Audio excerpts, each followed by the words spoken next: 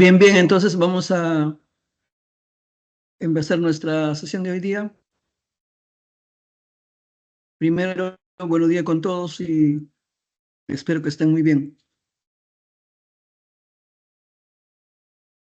Bueno, estamos en la semana 16 y hoy día vamos a hablar del indigenismo.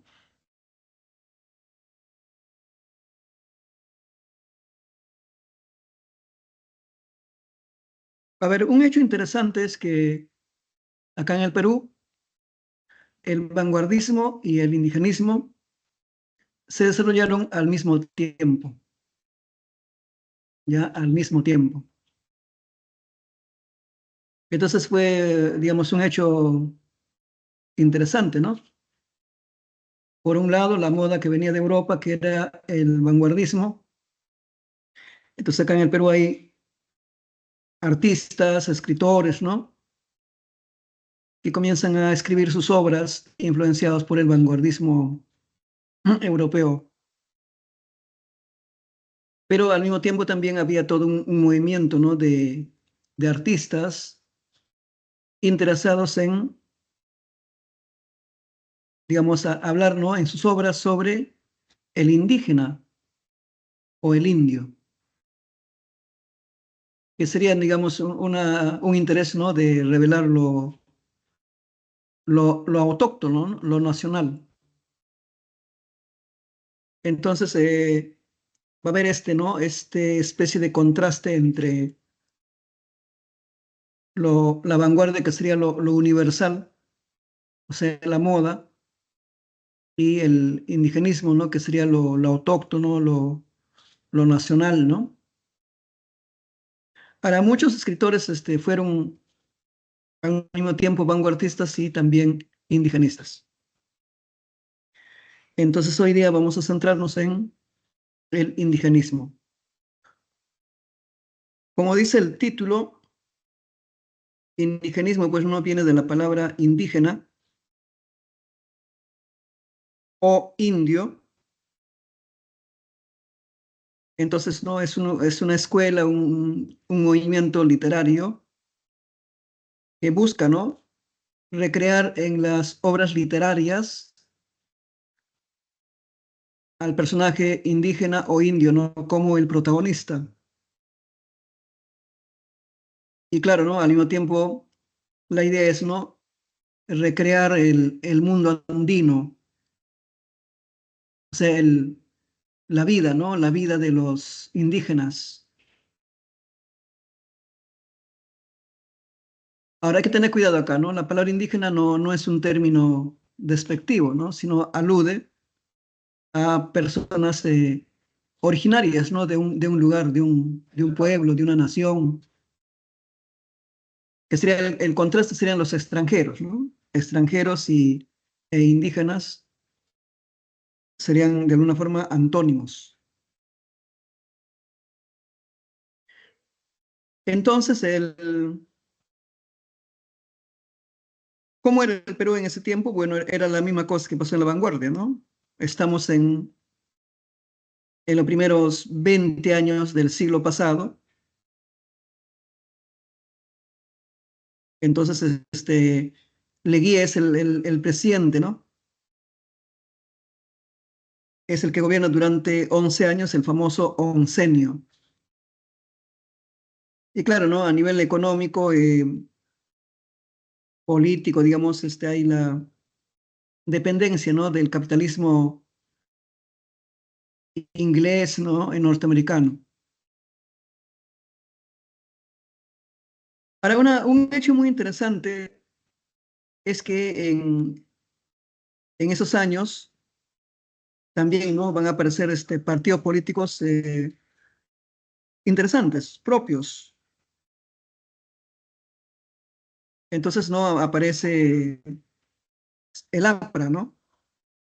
El APRA, que fue fundado, digamos, por Víctor Hugo de la Torre, y también, ¿no? Acá en el Perú se funda el Partido Comunista del Perú por José Carlos Mariátegui. Ahora, la aparición de estos dos partidos políticos también es interesante porque En esos años existían otros partidos, ¿no?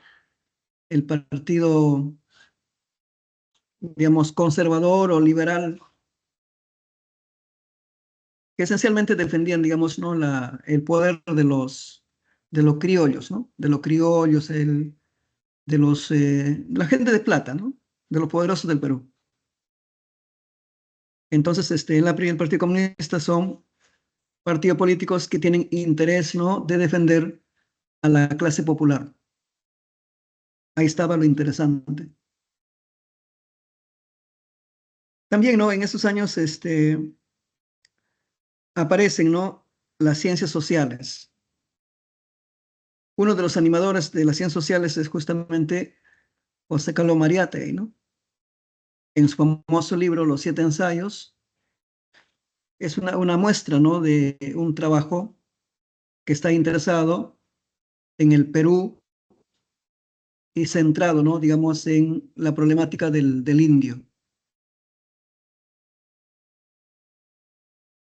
Ahora, indigenismo tiene ese nombre porque las obras literarias están interesadas, ¿no? En la identidad.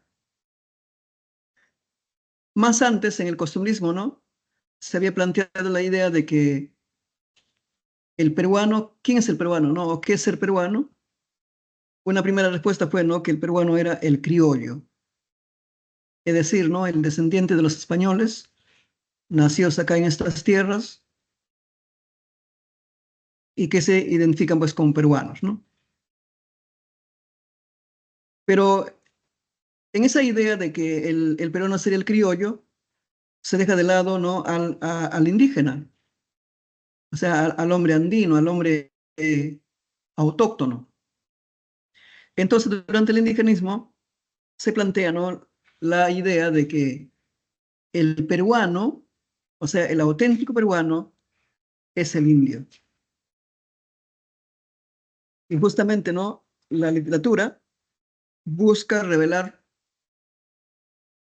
este mundo, ¿no? Este mundo andino, este mundo de los indígenas, de cómo son, cómo viven, ¿no? Entonces, de ahí viene el nombre indigenismo.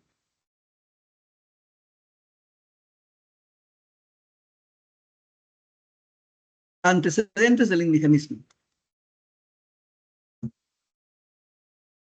Ahora, no era la primera vez, ¿no? Que había un interés por el indio. Ya en el siglo XIX habían surgido, ¿no? Escritores que reivindicaban la figura del indio.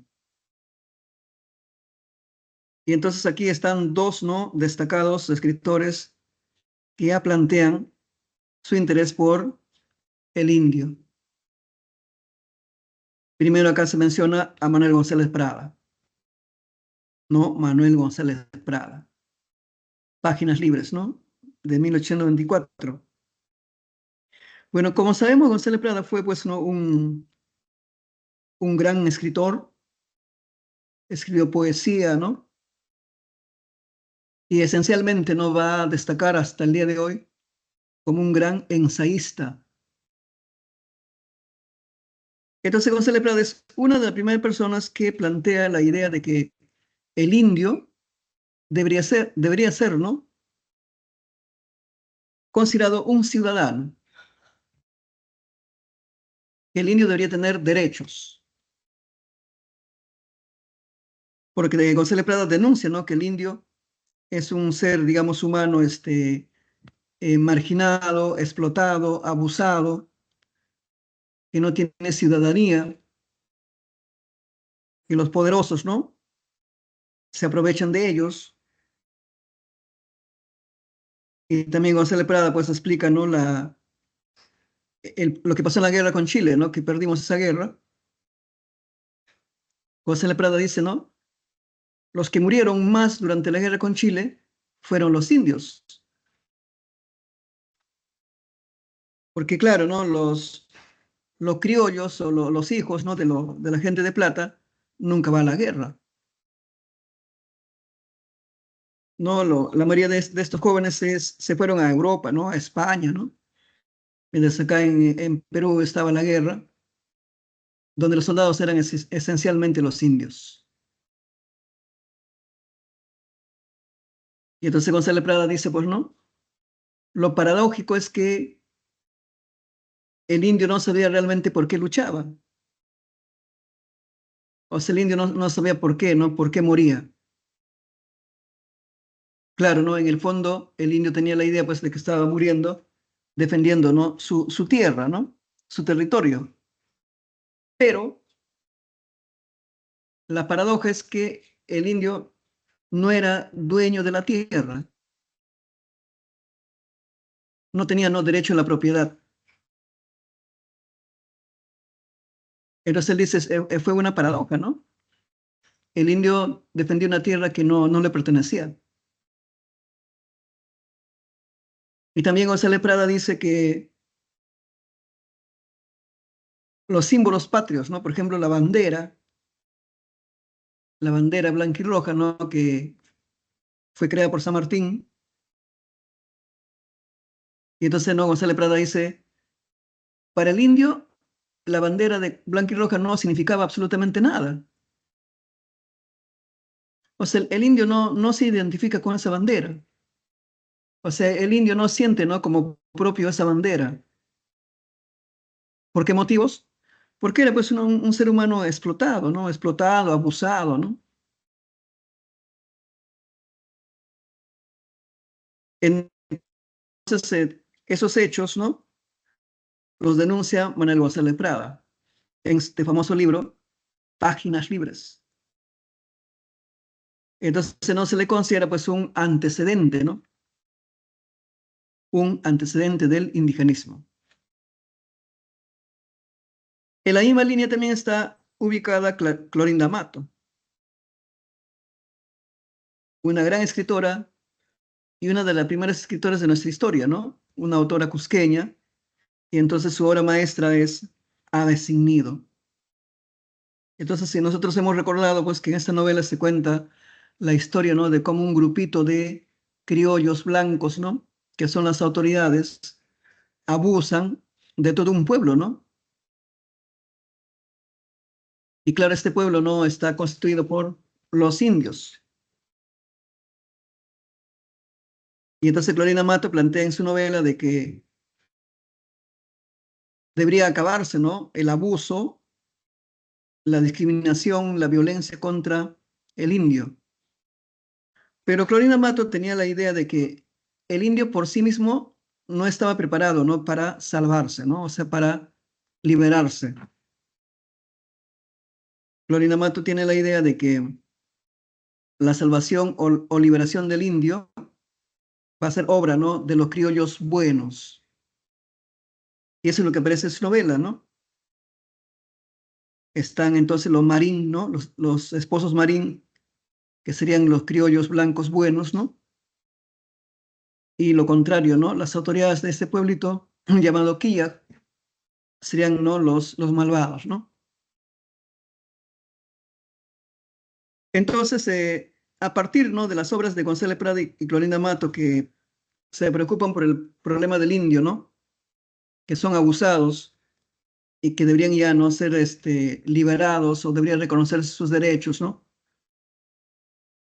Entonces, la crítica dice que en las obras de González Prada y Clorinda Mato aparece, ¿no? La visión paternalista sobre el indio,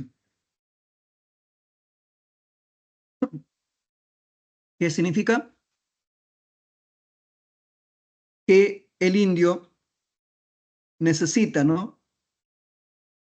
Ayuda del criollo bueno para salvarse, ¿no? Para liberarse. Es decir, no necesita un tutor, o sea, especie de un padre, ¿no? Que lo salve. Ahora, en los primeros años del siglo XX, también aparecen ya, ¿no? Algunos escritores interesados, ¿no? En el problema del indio. Y entonces acá destaca Enrique López Albújar. Enrique López Albújar fue el primer escritor que publicó un libro con este título, Cuentos Andinos, en 1920. ¿No? Cuentos Andinos. Claramente el título, ¿no? Es explícito. Entonces, ¿no? La crítica dice que el primer libro que da inicio al indigenismo literario, narrativo, fue Cuentos Andinos.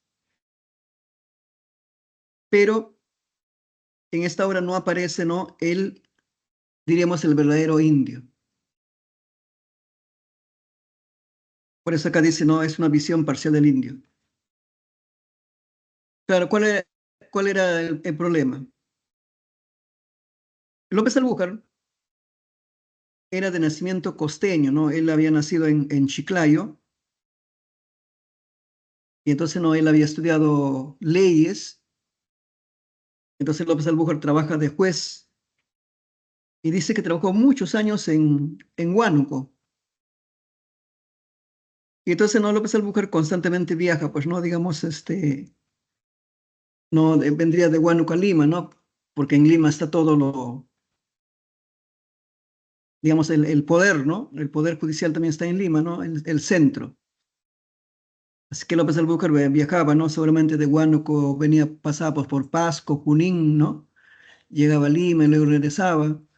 Y también seguramente, ¿no? Viajaba a Chiclayo, ¿no? A su ciudad, ¿no? Y entonces en esos viajes y en ir, ¿no? Pasar por Junín, Pasco, Huánuco y vivir muchos años en Huánuco, ¿no? Entonces, López Albuquerque, un costeño, va conociendo, ¿no? Cómo viven los indios. Además, como él era el juez, ¿no? Mayormente, ¿no? Estos conflictos judiciales, eran, ¿no? También entre los indios, ¿no? O algunos criollos contra los indios, ¿no? Entonces López de Albuquerque los va conociendo.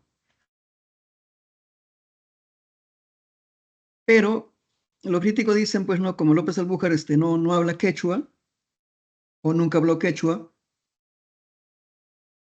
no conoce muy a profundidad, ¿no? El sentimiento andino.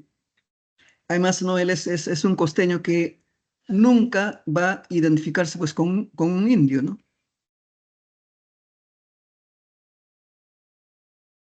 Entonces él en su libro va a relatar historias, ¿no? Que él escuchó, que le contaron, ¿no? Lo que vio, pero es, ¿no? A partir de su punto de vista. Por eso dice que es, ¿no? Una visión parcial del indio.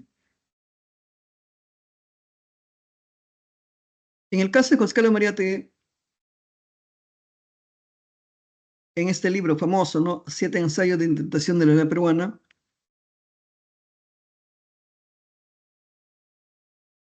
él, ¿no? Dedica un capítulo de este libro a discutir, ¿no? El problema del indio. Claro, ¿no? José Carlos Mariátegui dice, pues, que ha llegado el momento, ¿no? De que el indio sea ya declarado, considerado legalmente, ¿no? Un ciudadano. O sea, que el indio debería tener derechos y deberes, como todo lo demás, o como los grandes señores. Pero igual los críticos dicen, pues, ¿no? Que José Carlos Mariátegui también que era costeño, ¿no? Él era de Moquegua. Entonces, Mariátegui sabe el problema, ¿no? Pero obviamente él no se identifica con el indio, o sea, no se considera un indio. Y también, ¿no? Una desventaja habría sido que él no llegó, digamos, a hablar el quechua, ¿no? Claro, esto era importante porque se imaginan en esos años, o sea, hace un siglo atrás, en el Ande, ¿no? Se hablaba, pues, digamos, el quechua, ¿no? O sea, la mayoría de la gente hablaba quechua. Entonces era importante, ¿no? Conocer esta lengua para saber, ¿no? Lo auténtico del andino, hasta para conversar con ellos, ¿no? Entonces, esta limitación es la que presenta, ¿no? José Carlos Mariátegui. Entonces, en resumen, estos señores son, ¿no?, los antecedentes del indigenismo. Y justamente acá se resume diciendo que no conocen la intimidad del hombre andino.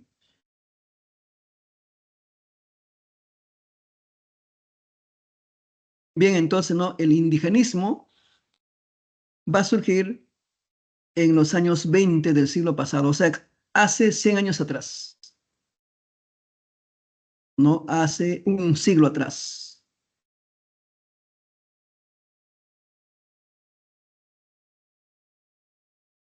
Entonces, los estudiosos, los críticos, mencionan, ¿no?, a estos tres escritores que estamos viendo acá como los más representativos, ¿no?, del indigenismo. Obviamente ha habido más autores, ¿no? Y entonces no está dividido así como geográficamente a qué zona más o menos representan estos autores, ¿no? Entonces, Ciro Alegría, su obra, ¿no?, digamos, recrea toda la zona norte, ¿no?, de la sierra.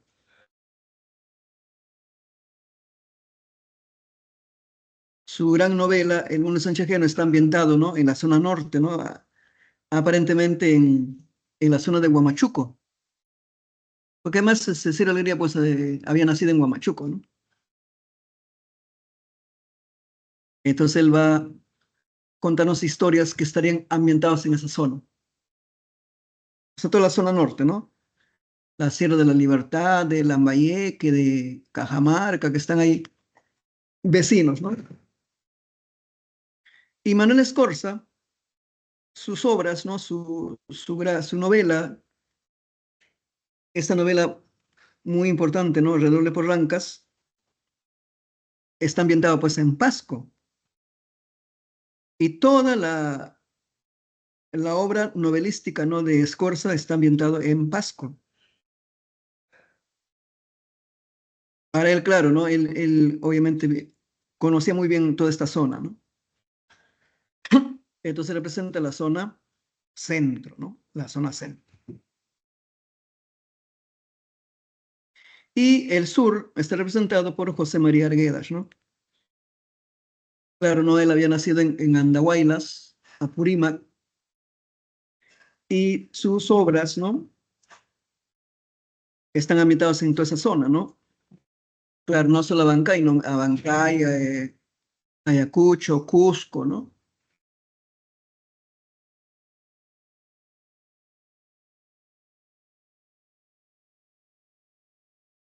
Entonces, el indigenismo esencialmente, ¿no?, va a tener un gran desarrollo en la narrativa, ya más desarrollo en la narrativa.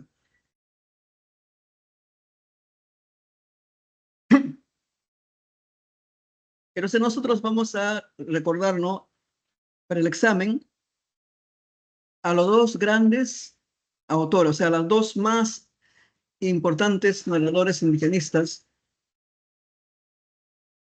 primero a Ciro Alegría y luego a José María Arguedas.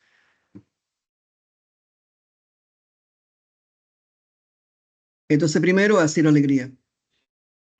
Bueno, como ya se mencionó, ¿no?, él había nacido en la actual provincia de Huamachuco, departamento de La Libertad, o llamado también región La Libertad, ¿no?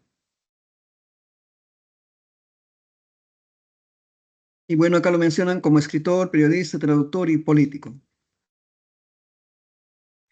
Eh, Él ha publicado tres novelas muy importantes, ¿no?, para nuestra historia literaria.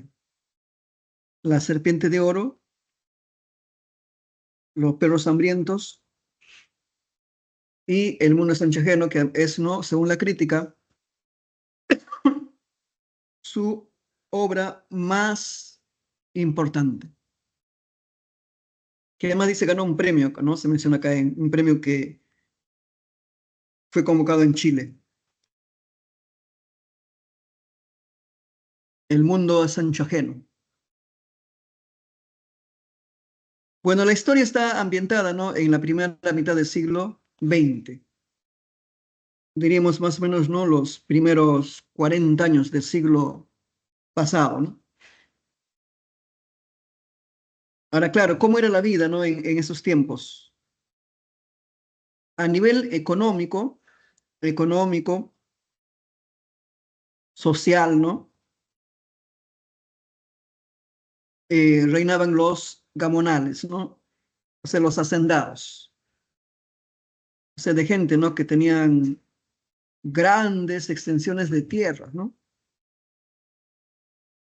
O sea, eran los millonarios del campo, dueños de tierras, de haciendas, ¿no? Y que ellos eran, bueno, de especie del... Eran los millonarios, ¿no?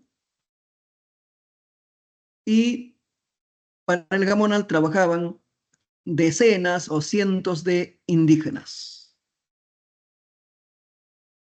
Y lo hacían, ¿no? De forma, o sea, eran explotados, abusados. O sea, trabajaban, digamos, gratuitamente, ¿no? O les pagaban una miseria, ¿no? En todo caso, les daban para que coman, ¿no? Les daban vivienda, comida, ¿no? Y entonces por su trabajo no le pagaban. Entonces reinaba la explotación. Entonces no era pues un feudalismo, ¿no? Un feudalismo tradicional. El señor feudal, que era el gamonal, y la población, ¿no? Que eran los siervos. El gamonal tiene el poder económico y político, ¿no? Y la gente trabajaba prácticamente, ¿no? Día y noche, ¿no? Sin embargo, no era todo tan grave, ¿no? Porque también existían las comunidades andinas, o sea, los pequeños pueblos, donde la gente, ¿no? Eran felices.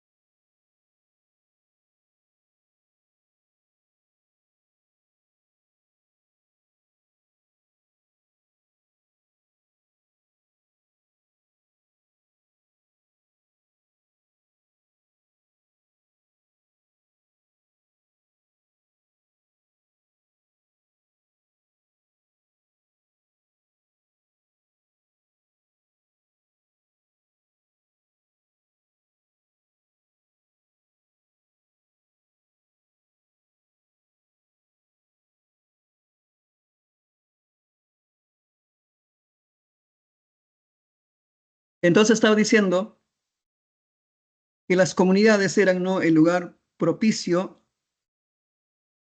de un mundo feliz, ¿no? Donde vivían o convivían los indígenas. Entonces, ¿no? Ahí está esta práctica ancestral, ¿no? La fraternidad. Todos se ayudan, ¿no? Pero vivían, pues, no, digamos, en una situación de precariedad, ¿no? Precario, porque no eran dueños de las tierras, ¿no? Entonces, este conflicto de la explotación, el gaunalismo, ¿no? Y la comunidad y la fraternidad está presente en esta genial novela, El mundo es ancho ajeno.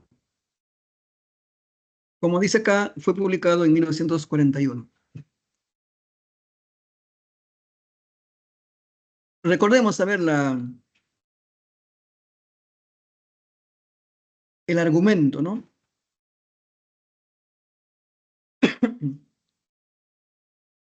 Bueno, Rumi era una comunidad.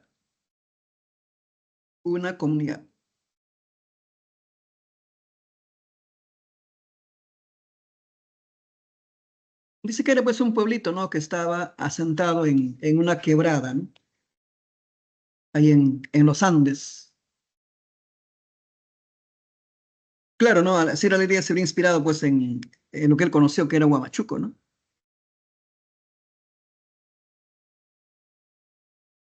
Ahora, claro, ¿no? Huamachuco es una provincia, pero este es un pueblito, ¿no? Un pueblo pequeñito. Y en la parte plana, o sea, más abajo, ¿no? De Rumi, dice, pues, ¿no? Que florecía una gran hacienda, la hacienda de Humay, así se llamaba, la hacienda de Humay. Era una gran extensión, ¿no? De tierras, ¿no? Donde el dueño, el gamonal llamado Álvaro Amenábar, seguramente, ¿no? Criaba animales, ¿no? Caballos, vaca, ¿no? O ovejas, ¿no? Que tendría por cientos, ¿no? Y claro, también sembraban, ¿no? Será una producción, pues, ¿no? Entonces de agropecuaria. El asunto es que Álvaro Amenábar es un millonario, ¿no? Es el gamonal. Ahora, el Rumi, la autoridad, ¿no? Es el alcalde, ¿no? Y el alcalde es un anciano, un hombre ya dice, ¿no? Que tiene más de 80 años, pero que todo el pueblo, ¿no? Venera porque es un hombre sabio, ¿no? Por acá hay que tener cuidado, ¿no? En el mundo andino, la gente no sabe escribir ni leer, pero eso no impide que haya sabiduría, ¿no? Porque la sabiduría se aprende, ¿no? Digamos, por la misma experiencia, ¿no? De la vida, o escuchando, ¿no?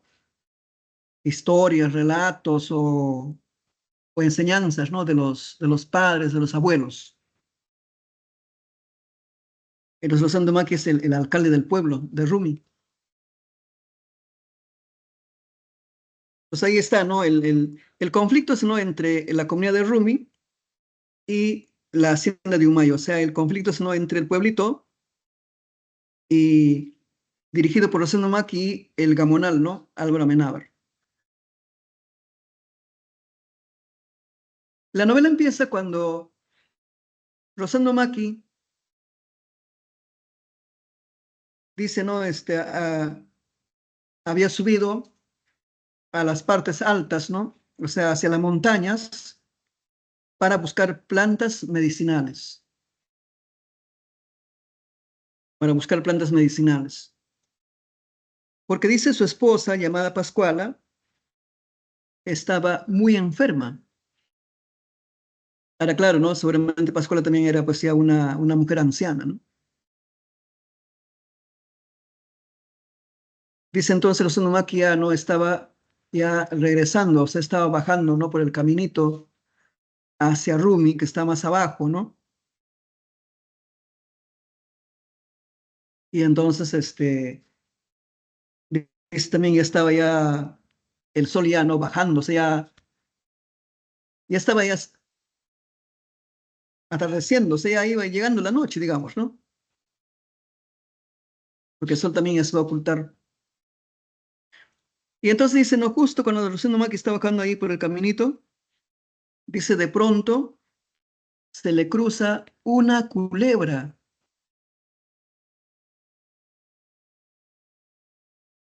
Y este hecho, dice, no es señal de mala suerte.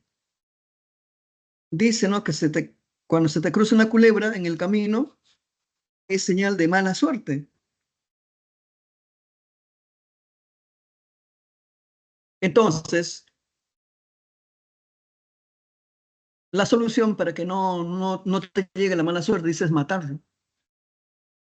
Así que Rosendo Maki, dice, no, sacó su machete y comenzó a perseguir a la culebra que se escabullía, pues no, ahí por los arbustos. El problema es que Rosendo Maki no logra matarlo a la culebra. La culebra finalmente dice, no, se escabulló por los arbustos y desapareció. Ahora, claro, un problema era que Rosendo Maki pues, era un hombre que tenía más de 80 años, entonces no es una persona que ya no tiene la agilidad, ¿no? de un joven, digamos, y por eso no se le escapó la culebra. El asunto es que Rosendo Maki sigue bajando hacia su pueblo, preocupado, ¿no? una culebra se le había cruzado en el camino. Y claro, él decía, ¿no? Tal vez Pascuala se va a poner más enferma. ¿O qué cosa mala podría pasar? Y así, ¿no? Finalmente llegó a Rumi, ¿no?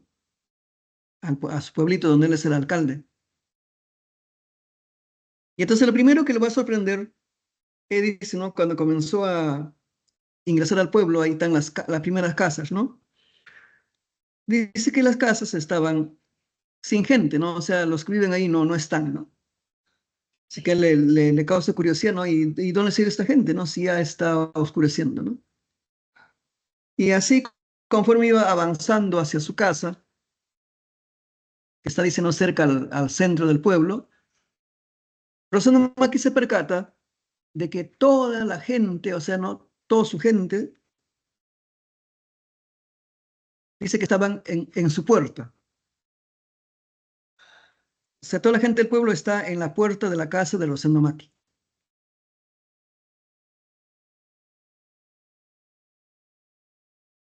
Y entonces Rosendo Maki más o menos comienza a imaginar qué ha pasado, ¿no? Y cuando llega, se confirma, ¿no? Su temor. Su esposa, Pascuala, había fallecido.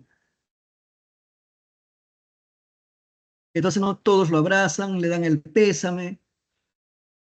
Ha muerto Pascuala, mientras él estaba ya en la montaña buscando plantas, ¿no? Para curarla. Y claro, ¿no? Él tiene hijos, tiene nietos, bisnietos, ¿no? O sea, tiene una gran familia. Además, no toda la gente, todo el pueblo, también es como su familia, ¿no? Porque se practica acá la fraternidad, ¿no? Bueno, está acompañado por toda la gente, ¿no? Pero claro, ¿no? Ha muerto su esposa. Entonces allí Rosendo Maki, él dice, ¿no? La culebra, entonces, ¿no? Anunció la muerte de Pascuala. Así que al día siguiente, bueno, el entierro, ¿no? Entierran a Pascuala allí en el cementerio de Rumi. Y así, ¿no? Al principio, claro, lo acompañan toda la gente, pero poco a poco ya también la gente tiene que ir a trabajar, ¿no? Pero Rosendo Maki no está solito, pero no lo acompañan sus hijos, ¿no? De ese modo va a llegar el quinto día, dice, ¿no? O sea, al quinto día de la muerte de Pascuala, la costumbre andina es, ¿no? Lavar toda la ropa de la difunta al quinto día de su muerte. Entonces dice, ¿no? Toda la gente de Rumi acompaña a la familia de Rosendo Maki, ¿no? Al río. Van a lavar la ropa de la difunta, o sea, de Pascuala, ¿no? Entonces también es especie de una gran actividad, ¿no? Lavar la ropa de la difunta, ¿no? Y dice, justo, ¿no? Cuando estaban allí lavando la ropa ahí en el río, dice, llegó pues un mensajero, ¿no? Desde la provincia, ¿no? Hacia Rumi. Este mensajero trae un documento para el alcalde. Y claro, ¿no? ¿Quién es el alcalde? El Rosendo Maki. Finalmente, el mensajero va a ir hasta el río donde está pues, Rosendo Maki, ¿no? Y le entrega el documento. Entonces, Rosendo Maki quiere saber, ¿no? ¿De qué trata ese documento? Dice que es un documento que le envía, ¿no? El Poder Judicial, ¿ya? Al alcalde de Rumi.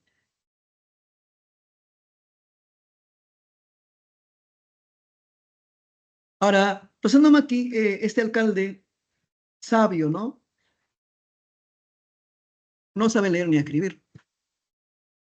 Pero claro, ahí en el pueblo, ahí, ¿no? Donde están lavando la ropa, hay algunos jóvenes y claro, uno de ellos sabe leer y escribir.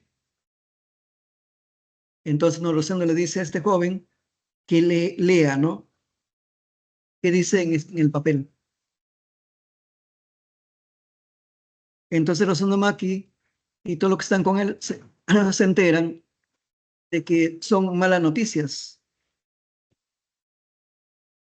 Dice que Álvaro Amenábar, ¿no? El gamonal, el dueño de la hacienda Humay que está en la parte plana, o sea, más abajo de Rumi, les ha iniciado un juicio a la comunidad. Amenábar argumenta de que él es el verdadero dueño de Rumi, o sea que todo el territorio de Rumi es parte de su hacienda y de que él, como es el dueño, pues está reclamando, ¿no? Su propiedad. Y eso significa, ¿no? Entonces que la comunidad entonces no es dueño de Rumi.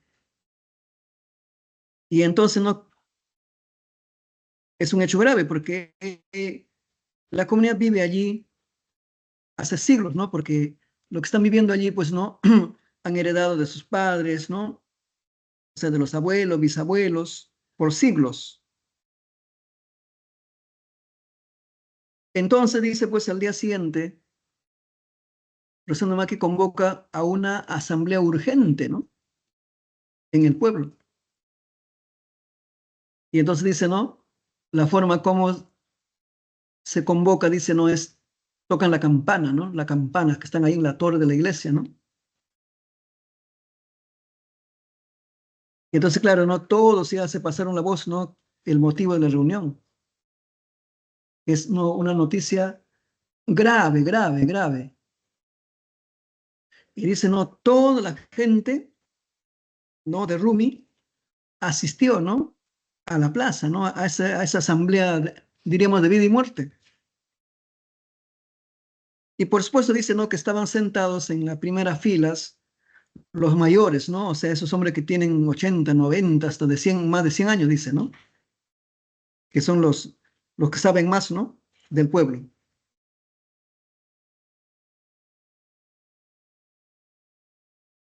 Entonces, se lee, pues, ¿no? El documento, ¿no? Ahí está claramente explicado, ¿no? De que Amenábar, el Gamonal, ha empezado, ¿no?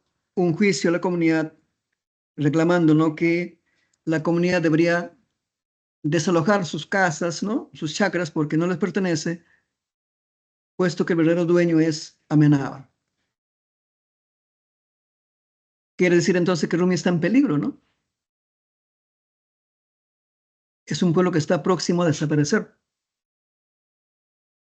Ahora, claro, no todos los mayores allí en la reunión van a explicar de que esto es imposible, ¿no? O sea, que no puede ser, porque ellos van a decir, ¿no? Esas tierras, este pueblo nosotros lo hemos heredado, ¿no? De nuestros padres, y nuestros padres lo heredaron de sus padres, y así, ¿no? Entonces en la comunidad de Rumi es, ¿no? Es de ellos. Sus casas le pertenecen, sus chacras le pertenecen, ¿no? Entonces no van a finalmente llegar a la conclusión de que seguramente este Amenábar es un tipo ambicioso, ¿no? Que quiere quitarle la tierra, pues, con argumentos falsos, ¿no? Y entonces, ¿no? En Rumi todavía creen, pues, en la justicia, ¿no? Así que ellos aceptan ir al juicio, porque están convencidos que van a ganar, ¿no? El juicio, porque ellos tienen la verdad de su lado. Así que se organizan, ¿no? Todo el pueblo aporta, ¿no? Con dinero, con lo que pueden, ¿no? Hay que juntar una bolsa, porque hay que contratar, pues, un abogado, ¿no? Para el juicio. De ese modo, Rosendo Maki y un grupo del pueblo, ¿no? Van a ir a la provincia o se bajan, ¿no? Hacia la provincia para el juicio. Una vez que llegan a la provincia, van a buscar un abogado para contratarlo, ¿no? Entonces ahí van a conocer a este señor llamado Bismar Ruiz. Así que, ¿no? Rosendo Maki y la comunidad lo contratan, ¿no? Como su abogado defensor. Y por supuesto, ¿no? Bismarck Ruiz, escuchando, ¿no? Todo lo que le cuentan, le explican, él dice, no, no hay ninguna duda que vamos a ganar el juicio, ¿no? Porque Bismarck Ruiz va a decir, la verdad está de nuestro lado, ¿no? O sea, el Gamonal está mintiendo, ¿no? Simplemente quiere apropiarse de la tierra. Y empieza el juicio, ¿no? Y así, ¿no? Van pasando los días, las semanas, hasta que finalmente el juez da el veredicto final. El veredicto final dice que el Gamonal tiene la razón de que Rumi, todo el territorio de Rumi le pertenece a Amenábar, o sea, es el verdadero dueño. Además, ¿no? En ese documento, ¿no? Del juez también dice que la comunidad tiene, ¿no? Un plazo de unos días para abandonar, ¿no? Rumi, ya que ellos no son los dueños verdaderos, ¿no? El verdadero dueño es Amenábar. Entonces, la comunidad Rumi ha perdido, ¿no? En el juicio, judicialmente, pues, ¿no? Y claro, legalmente, ¿no? Porque ellos no son los dueños de Rumi. Entonces, esa es una noticia terrible, ¿no? Toda la comunidad, digamos, ¿no? Se lamenta, pues, ¿no? Lloran, ¿no? Se angustian. ¿Qué va a ser de ellos ahora, ¿no? ¿Dónde van a vivir? Sí, de toda la vida, ¿no? Por ejemplo, Rosendo Maki, desde que nació, pues vive allí, más de 80 años, ¿no? Y su papá de Rosendo Maki también, ¿no? Ahí vivió toda su vida, su abuelo, ¿no? Todos. Entonces es una noticia terrible, ¿no? Para el pueblo. Entonces, la comunidad, ¿no? Encabezada por Rosendo Maki, dice, ¿no? Hay que quedarnos en nuestra casa, en nuestra chacra, ¿no? O sea, ¿por qué nos van a quitar? Deciden resistir allí, ¿no? Entonces Amenábar, pues como no quería, ¿no? De una vez apropiarse de Rumi, lo que él hace, ¿no? Va a quejarse, ¿no? Ante el juez, ¿no? Ante las autoridades, ¿no? De que estos indios no quieren hacer caso, ¿no? Que son rebeldes, malcriados, ¿no? Ignorantes, ¿no? Y entonces lo que hace el Poder Judicial, o sea, ¿no? El sistema que defiende al Gamonal, es, ¿no? Ordena que lo apresen, pues, a Rosendo Maki, al alcalde, a la autoridad, ¿no? Lo acusan de rebelde, ¿no? De rebelde que no respeta las leyes, ¿no? Y lo llevan a la cárcel, ¿no? Allí en la provincia, ¿no? Así que un hombre de más de 80 años está encarcelado, ¿no? Acusado de rebelde, ¿no? De rebelde, de que no respeta a las autoridades, la ley. Bueno, Rosendo Maki le dice a su gente, ¿no? Que no se muevan de Rumi, de sus casas, ¿no? Él dice, no, yo ya estoy viejo, ¿no? Ya, no importa que yo esté acá en la cárcel, pero ustedes no defiendan, ¿no? Sus casas, no se muevan. Entonces Amenábar se desespera, ¿no? O sea, los indios no hacen caso a la ley, a la autoridad. Entonces, como aparentemente no se puede hacer nada más, simplemente no tener un poco de paciencia, pero Amenábar está apurado. Entonces, como él es millonario, él no soborna a los policías que cuidan en la cárcel para que le den, ¿no? Una golpiza, pues, a Rosendo Maki, ¿no?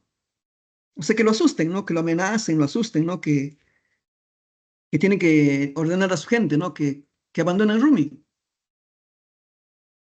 El asunto dice, ¿no? Que le dieron una golpiza tan fuerte, ¿no? Al anciano que tiene más de 80 años, que su cuerpo ya, pues, ¿no? De hombre bastante mayor, no soporta la golpiza y muere, ¿no? Rosendo Maki ha muerto a golpes, ¿no? O sea, asesinado, ¿no? A golpes en la celda. Y entonces finalmente la comunidad de Rumi se entera, ¿no? Que su alcalde, Rosendo Maki, ha muerto en la cárcel, ¿no? Lo mataron. Que es obviamente, ¿no? Obra de Amenábar. Y por supuesto, ¿no? El sistema judicial no va a hacer nada, ¿no? Para castigar a Amenábar ni a los policías, a nada. Claro, lo van a presentar pues, como un accidente, ¿no? ¿No? El viejito este se cayó y entonces, ¿no? Se murió. Entonces, ¿no? La comunidad toma conciencia de que el gamonal está dispuesto a todo, ¿no? Si mandó a matar a un hombre de más de 80 años, puede mandar matar también a los demás, ¿no? Así que toda la comunidad de Rumi, por más, ¿no? Que les duele, deciden abandonar sus casas, sus tierras, ¿no? Bueno, la pregunta es ahora, ¿a dónde te vas, no? ¿A dónde? ¿A dónde te vas? Claro, dice, no, hacia abajo no se puede, porque todo hacia abajo tiene dueño, ¿no? Claro, están las haciendas, ¿no? Toda la parte plana, ¿no? Es propiedad privada, ¿no? Es de los hacendados. La única salida es no seguir subiendo a los cerros, ¿no? A las montañas, ¿no? A las montañas. Y entonces, ¿no? El pueblo un día va a dejar Rumi, ¿no? O sea, hay un éxodo, ¿no? Cargando sus cosas, todo lo que pueden llevar, pues, ¿no? Sus cosas, sus animales, ¿no? Todo. Un éxodo hacia las alturas, ¿no? Lo interesante es que van a encontrar un sitio, ¿no? Ahí en las alturas, una zona, ¿no? Un poco plana donde se podría vivir, ¿no? Llamado Yanañahui. Lo más bonito, diríamos, es que en esa zona hay un riachuelo, un pequeño río. Y entonces, obviamente, ¿no? Donde hay agua uno puede vivir, ¿no? Así que los comuneros van a construir ahí sus chozas, porque ustedes saben, pues no se puede construir casa rapidito en un día, ¿no? En un mes, ¿no? O en un año, ¿no? Construyen sus chozas. Entonces ahí comienzan a sobrevivir, ¿no? La comunidad. Pero claro, es un poco difícil, ¿no? Porque además, como es a más altura, dice, hace más frío, ¿no? Y sus animales también no encuentran mucho pasto, no se acostumbran. Claro, es terrible, ¿no? Pero ¿qué pueden hacer, no? Mientras tanto, Amenábar, digamos, ¿no? Y invade Rumi, ¿no? Con su gente, ¿no? Su ejército, sus matones, ¿no? Y lo primero que hacen, ¿no? Ordena quemar todo el pueblo, lo destruyen, ¿no? Ahora, la misión de Amenábar era, dice, ¿no? Porque aparentemente en la zona donde estaba Rumi, dice, aparentemente había pues una beta minera, ¿no? Pero él planeaba, ¿no? Explotar esta beta minera, ¿no? Para ganar más plata todavía. Y hay un momento en que él le pide a la gente de Rumi, ¿no? Que trabajen para él en la mina, ¿no? Pero la comunidad no acepta, ¿no? En ese contexto va a llegar, ¿no? Benito Castro, un personaje interesante. Benito Castro. Este Benito había nacido pues en Rumi, ¿no? Pero dice, ¿no? Cuando ya, bueno, él dice que fue un hijo adoptivo de los Endomaki. Pero Benito Castro dice, no, una vez ya que se hizo joven, se había marchado de Rumi, ¿no? Se fue a la ciudad y entonces, ¿no? Ahí en la ciudad había hecho su servicio militar. Entonces había aprendido, pues, ¿no? Entonces a disparar, ¿no? A usar armas, ¿no? Como fue soldado, ¿no? Y una vez que cumplió su servicio militar, dice, no, se quedó a vivir ahí en la ciudad. Así que trabajó ahí, pues, ¿no? En fábricas, ¿no? Fue obrero, ¿no? Y claro, hasta ahora, ¿no? Trabajaba allí. Y claro, no había aprendido a leer y a escribir. Y entonces, ¿no? Benito Castro regresa a Rumi para visitar a su familia, ¿no? para visitar a su papá, a su gente. Pero cuando Benito Castro llega a Rumi se encuentra con un pueblito todo destruido, ¿no? Y él se queda obviamente conmocionado, ¿no? ¿Qué ha pasado con su pueblo? ¿Y dónde está su gente, sus padres, ¿no? Su familia, sus amigos? Entonces le van a pasar la voz, ¿no? De que la gente está viviendo más arriba en Yanañahui. Así que Benito Castro va a Yanañahui, ¿no? Ahí se encuentra con toda su familia, con su gente, sus amigos, ¿no? Y obviamente, ¿no? Ahí le cuentan todo lo que pasó. Así que Benito Castro se entera, pues, de que su padre ha muerto, ¿no? Lo mataron a golpes en la cárcel. Que también su mamá Pascual ya está muerta, ¿no? Al final, la comunidad decide elegirlo a él como nuevo alcalde. Y Benito Castro acepta, ¿no? Decide quedarse en el pueblo, a ayudar a su pueblo, ¿no? A buscar justicia. Claro, ¿no? Lo bueno es que Benito Castro pues sabe leer y escribir, ¿no? Se conoce un poco más de las cosas, ¿no? Porque ha vivido muchos años en la ciudad. Y entonces Benito Castro comienza a investigar de cómo ha sido posible que el Gamonal les haya arrebatado la tierra, ¿no? Porque Rumi ha sido siempre la comunidad. Una de las primeras cosas que descubre Benito Castro es que el abogado que contrataron, ¿no? Bima Ruiz, había sido comprado por el Gamonal. Y realmente el abogado nunca defendió al pueblo, que era parte, ¿no? De la maquinaria judicial del Gamonal. También Benito Castro descubre que el juez y todo el sistema judicial ha sido sobornado por el Gamonal. Quiere decir entonces, ¿no? Que el millonario ha comprado la justicia. Entonces Benito Castro se da cuenta, ¿no? Porque él pensaba, pues, no, hacer un nuevo juicio, ¿no? Pero ahora que descubrió todos estos hechos, él llega a la conclusión de que no tiene sentido, ¿no? Un nuevo juicio, porque siempre vas a perder, ¿no? Porque el que tiene millones es el Gamonal. Así que lo que va a hacer finalmente Benito Castro es, va a buscar recuperar Rumi, pero con, a la mala, digamos, ¿no? Él dice, no, recuperemos nuestras tierras con las armas, porque legal, judicialmente, no vamos a poder. Además, como él ha sido soldado, sabe, pues, ¿no? Entonces organiza, ¿no? El ejército del pueblo. Un problema es que no tienen plata, ¿no? Son campesinos, sobrevivientes, ¿no? Pero bueno, pues, ¿no? Consiguen algunos fusiles viejos, ¿no? Algún machete, ¿no? Y le declaran la guerra al Gamonal. El Gamonal, por supuesto, tiene su propio ejército, ¿no? Porque su hacienda está cuidada día y noche, ¿no? Por decenas de matones, ¿no? Que son ex policías, ex militares, ¿no? Y por supuesto, ¿no? Están armados, ¿no? Bien armados, diríamos, con armamento moderno. Así que en esta guerra también va a ganar, pues, el Gamonal, ¿no? Porque su ejército es, diríamos, profesional, ¿no? Día tras día se van muriendo, ¿no? Los comuneros, ¿no?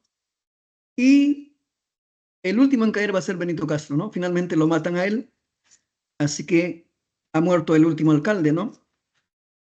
Y entonces dice, pues en Rumi ya no quedan ya los varones jóvenes ni adultos, ¿no? Todos han muerto. Al final acá gana el mal, ¿no? Bien, entonces unos 5 minutos voy a tomar un poco de agua para seguir con los ejercicios, ¿ya?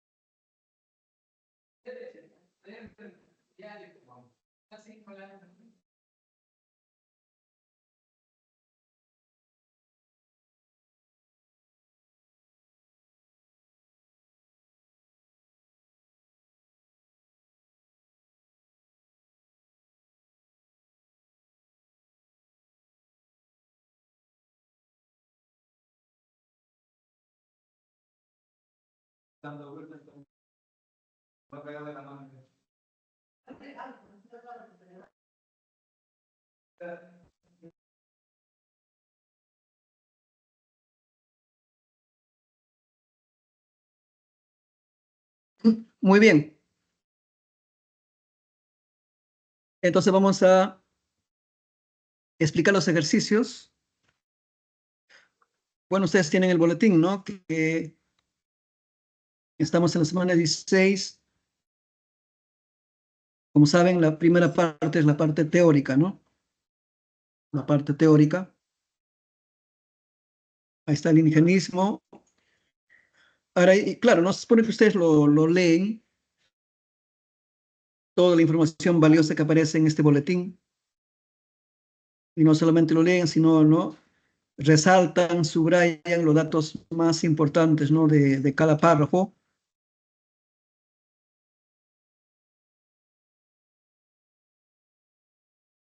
Y claro, ¿no? Acá también, en, en clases les han explicado también, ¿no? Sobre José María Arguedas, ¿no? Su obra maestra, Los ríos profundos.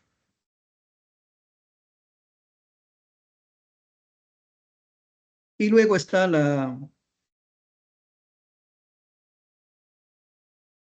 los ejercicios, ¿no? Los ejercicios. Entonces voy a explicar, ¿no? Los ejercicios.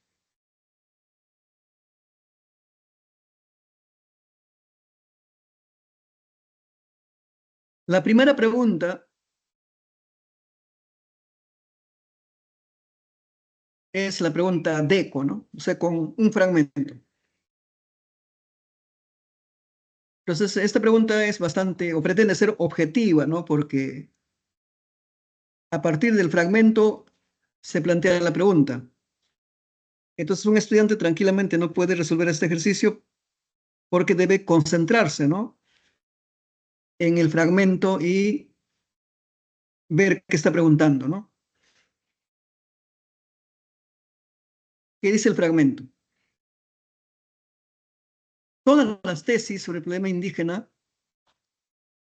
que ignoran o eluden a este como problema económico-social son otros tantos estériles ejercicios teoréticos y a veces solo verbales, condenados a un absoluto descrédito.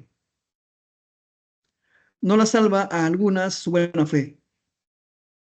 Prácticamente todas no han servido sino para ocultar o desfigurar la realidad del problema. Cualquier intento de resolverla con medidas de administración o policía con métodos de enseñanza o con obras de vialidad constituye un trabajo superficial o adjetivo mientras subsiste la fidelidad de los gamonales. La pregunta dice, en el fragmento citado del ensayo El problema del indio de José Carlos Mariátegui, se deja atrás la idea paternalista que pretende reivindicar al indio a través de, por el contrario, la pauta postula que los cambios se deben dar en los niveles. Bueno, lo primero, si analizamos el fragmento, se nota claramente, ¿no? Que acá Mariátegui está planteando una crítica, ¿no? Una crítica a la defensa del indígena que se ha planteado anteriormente.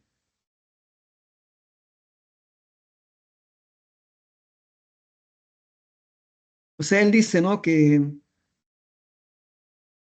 si más antes, ¿no? Ya otras personas han estado preocupadas, ¿no? Por el problema del indio, ¿no? Por su explotación, el abuso en la cual viven, ¿no? Y que aparentemente la solución sería, pues, ¿no? Que un indio o un blanco bueno los ayuda a salvarse, a liberarse, pero José Clemente está en desacuerdo con eso, ¿no? Para Mariátegui la solución no es económico-social. O sea, el indio debe ser dueño de sus tierras, debe ser propietario y debe ser un ciudadano, ¿no? Con los mismos derechos que cualquier persona que vive en el Perú o que nació acá.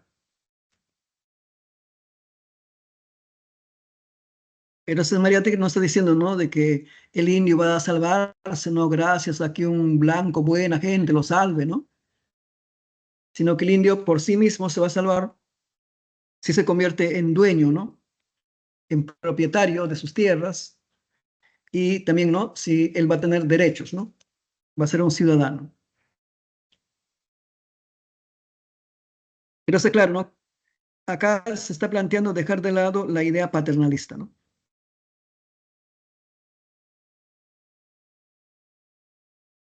Entonces acá el problema del indio, dice, ¿no? En Francia cita el problema del indio de Cosquelo Mariátegui y se deja atrás la idea paternalista que pretende educar al indio a través de paradigmas pedagógicos. No, bueno, nunca se habló de educar al indio, ¿no? Sino que un blanco bueno lo iba a salvar, o sea, la A no puede ser. Ahora, ejercicios teoréticos y verbales es lo que justamente está criticando Mariátegui, ¿no? Así que la B no puede ser, ¿no?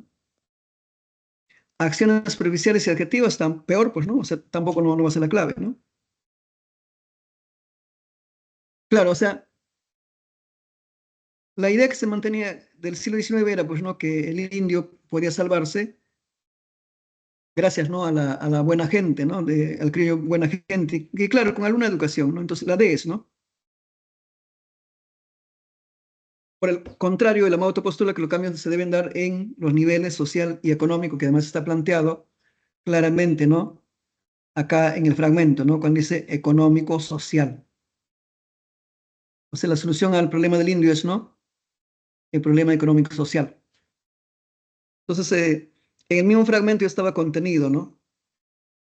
Aquí estaba ya contenido la respuesta, ¿no? Social político.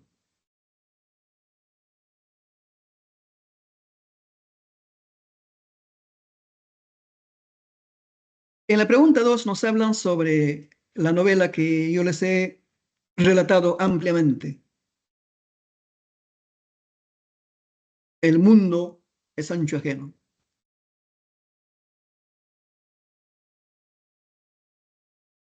Dice, ¿no? 2. Marque la alternativa que contiene los enunciados correctos con respecto al argumento de la novela. El mundo es ancho y ajeno, decir alegría. 1.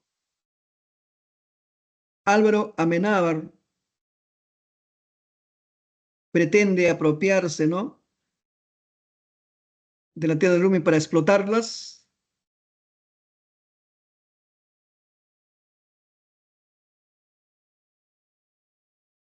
Bueno, este enunciado no es verdadero, ¿no?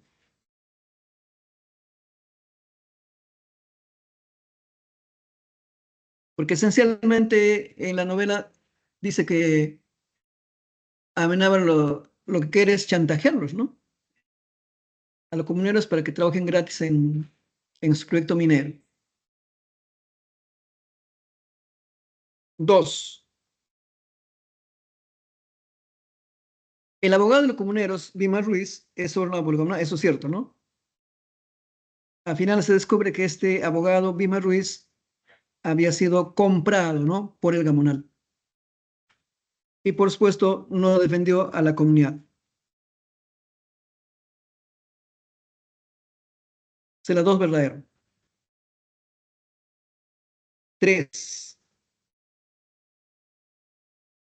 Rosendo Maki, último alcalde de Rumi, es acusado de abigeato y asesinado. Bueno, lo que lo asesinaron es cierto, ¿no? Pero abigeato significa, viene de la palabra abigeo, que significa ser ladrón de ganados. Ya, ladrón de ganados. O sea, en el mundo andino también existían ladrones, ¿no? Entonces, había gente que se dedicaba a robar, ¿no? Digamos, los animales de la gente, pues, ¿no? Sus caballos o sus vacas o sus ovejas, ¿no? Por supuesto, Rosendo Maki nunca fue abigeo. O sea, fue un hombre, digamos, sano, ¿no? Bueno, entonces la 3 no es por esta palabrita, ¿no? Abigeato. 4, el Gamonal Amenábar despoja a la comunidad de la tierra de Yanañahui, sería verdadero.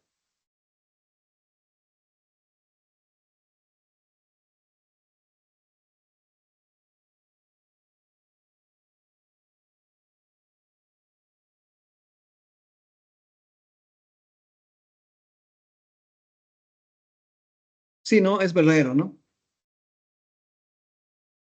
O sea, finalmente el Gamonal va a lograr apropiarse de todo.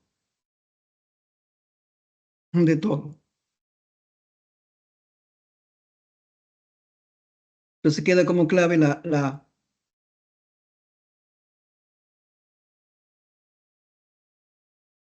En la 3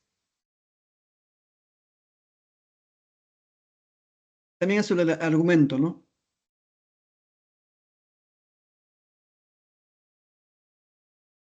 La pregunta dice, ¿a qué secuencia el argumento de la novela El mundo es chequeno de Ciro Liria pertenece el siguiente fragmento? Bueno, acá se marca la B, ¿no? Vamos a ver por qué no puede ser las otras, ¿no?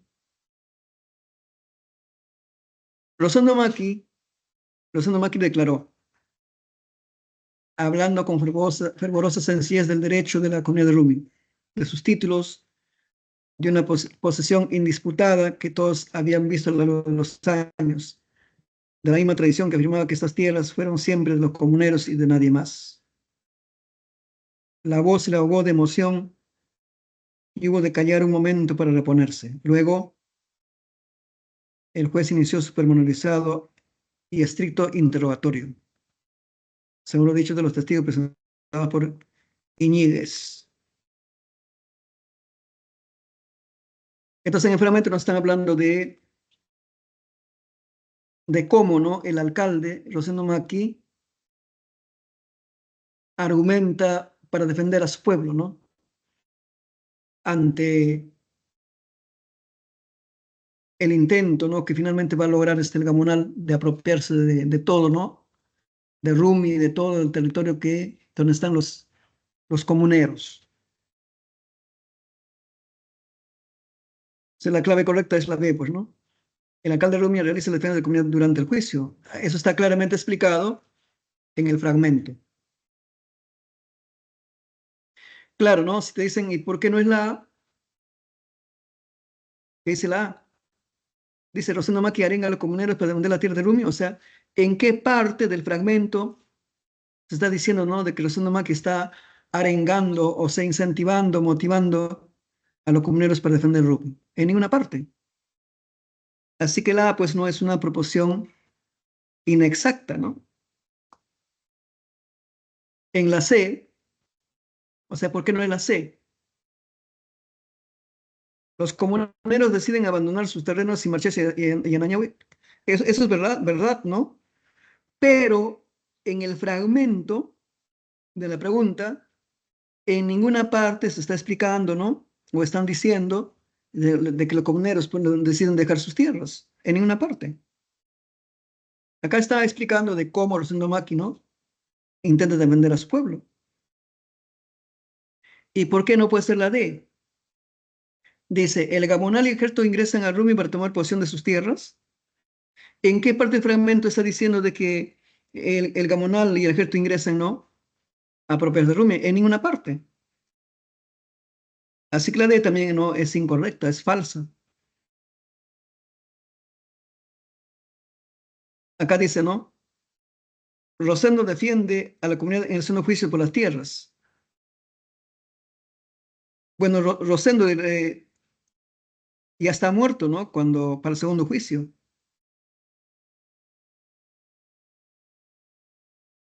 Ya Rosendo va a estar vivo, ¿no? Defendiendo a Rumi al principio, ¿no? Hasta que lo matan en la cárcel. Entonces también, ¿no? La es falsa, ¿no? Entonces, no, mirando bien esto, las cuatro alternativas son simplemente distractores, ¿no? O sea, son, complementan, pero no tienen nada que ver con lo que está planteando en el fragmento. La única alternativa que responde a la pregunta es la B. Y claramente está este dato, ¿no? En el fragmento.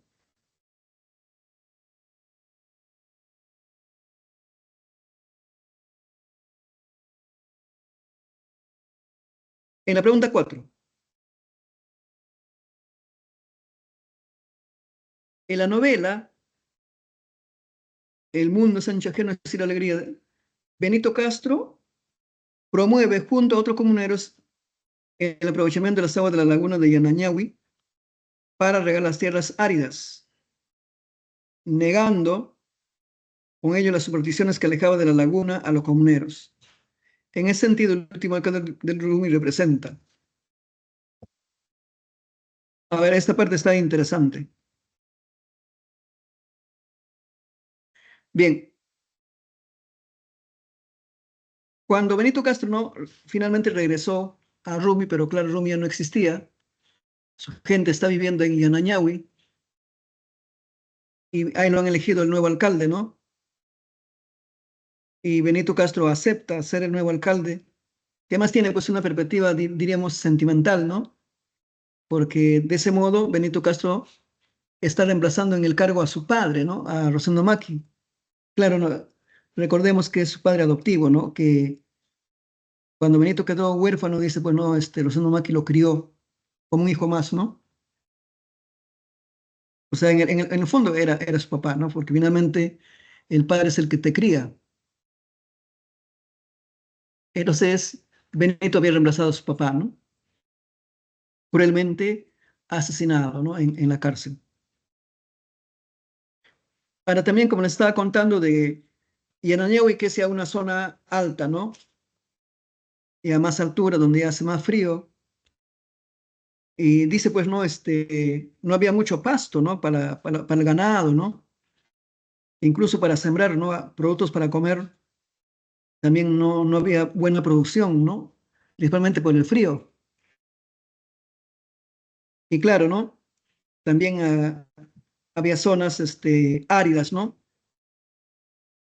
Bueno, en el Ande, esencialmente, ¿no? La producción se da, pues, por ejemplo, cuando llueve, ¿no? Y si no llueve, en la temporada de verano, si no hay agua, las plantas se van a secar, ¿no?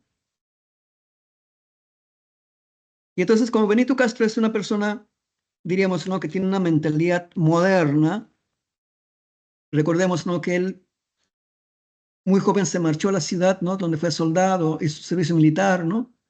Aprendió a disparar, a manejar armas, ¿no? Conoce, pues, algo de estrategia militar. También allí, ¿no? Había aprendido a leer y escribir. Y finalmente trabaja hace años, ¿no? Como obrero en fábricas, ¿no? Incluso en la novela se dice que Benito Castro ha leído, ¿no? El libro de José Carlos Mariátegui, Los Siete Ensayos.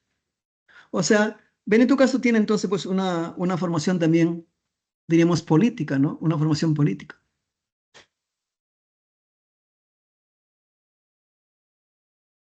Entonces, él llega con una mentalidad nueva, ¿no? Digamos, al campo.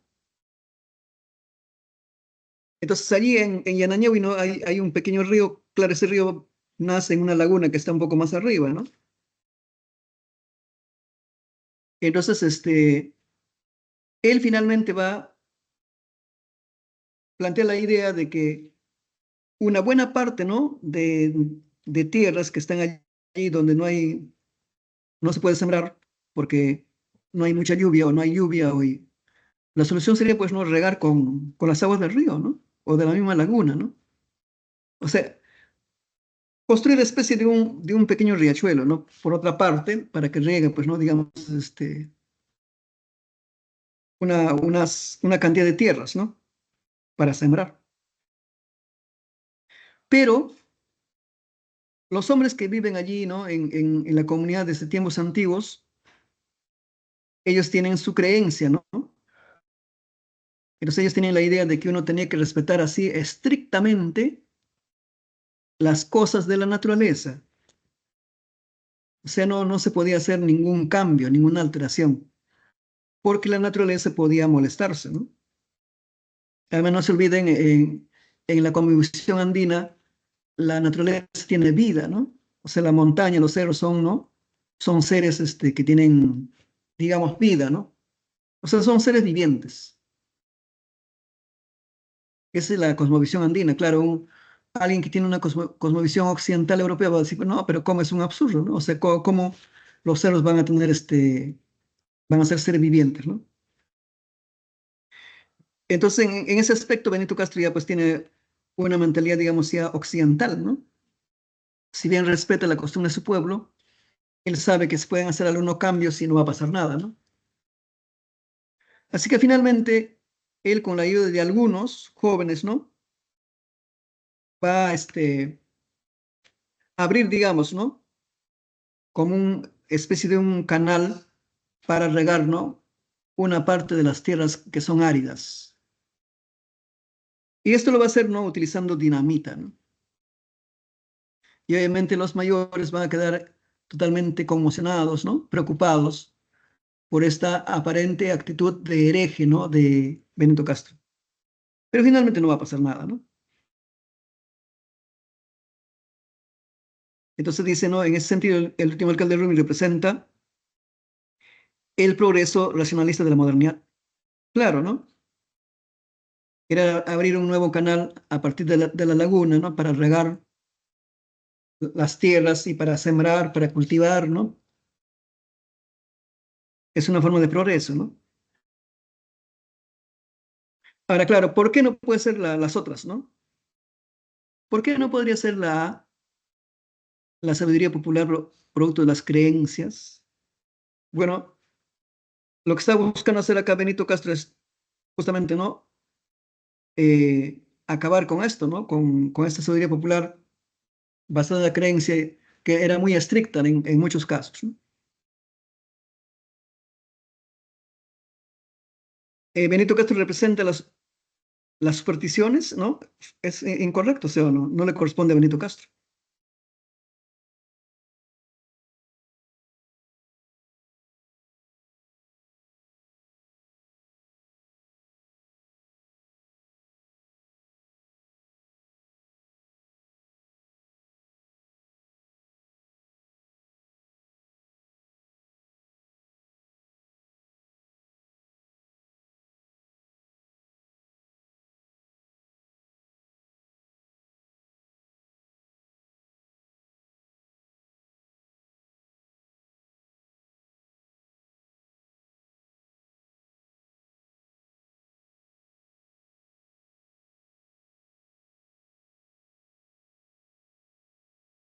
Ahora la C no, tampoco no tiene sentido, ¿no?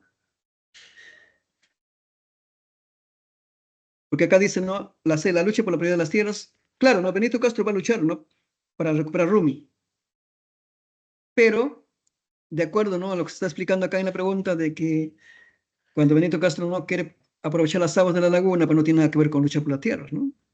Sí, en todo caso, le está buscando modernizar, ¿no? En todo caso, ¿no? Modernizar el campo, ¿no? Regar con las aguas abriendo un canal. La clave correcta es la D, pues, ¿no? Y claro, la E no tiene nada que ver, ¿no?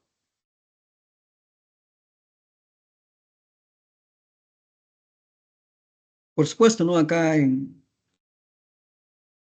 con Benito Castro se acaba, ¿no? Rumi. Cuando muere Benito Castro se acaba Rumi. Pero, de acuerdo a la pregunta, no tiene nada que ver la E. Por eso siempre cuando uno va a resolver ejercicios, ¿no? O sea, en el examen, hay que concentrarnos en la pregunta, ¿no? Exactamente qué te están preguntando.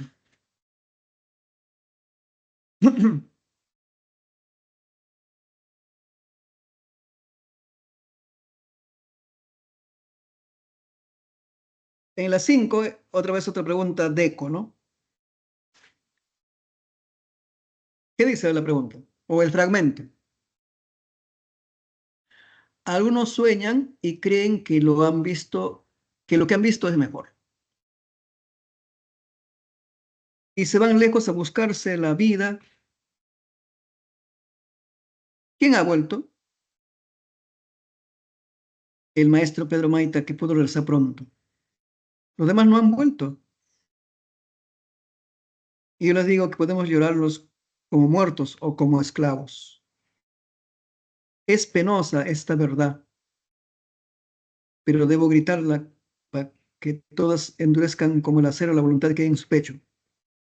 En este mundo ancho, cambiamos de lugar, vamos de un lado para otro buscando la vida, pero el mundo es ajeno y nada nos da, nada, ni siquiera un buen salario. Y el hombre muere con la frente pegada a una tierra amarga de lágrimas. Defendamos nuestra tierra, nuestro sitio en el mundo, y así defenderemos nuestra libertad y nuestra vida. Bueno, esta es una arenga, ¿no? Una arenga para defender la tierra. Está diciendo, ¿no? Que hay muchos, ¿no? Que obviamente, ¿no? Abandonan sus tierras, sus pueblos, ¿no? Y van a, principalmente, ¿no? A las grandes ciudades. Claro, ¿no? Cuando tú abandonas tu pueblo y te vas a una gran ciudad, vas con la intención, pues, ¿no? De mejorar tu vida, ¿no? O para tener una mejor vida. Pero acá dice que no es pues lo que uno quisiera, ¿no? Que no es, porque acá dice, ¿no? Uno va de aquí por allá, ¿no? Digamos, buscando de repente empleo, ¿no? En una ciudad buscas un empleo en otro, ¿no? Buscando lo mejor. Pero al final eres un simple empleado, ¿no? Un simple obrero. Porque acá dice, no, pero el mundo es ajeno y nada nos da nada. Ni siquiera un buen salario, o sea, de obrero, ¿no? De trabajador, no vas a tener pues un gran sueldo, ¿no? O sea, siempre te van a pagar para que sobrevivas. Principalmente, ¿no? Cuando son así, ¿no? Gente que viene del campo.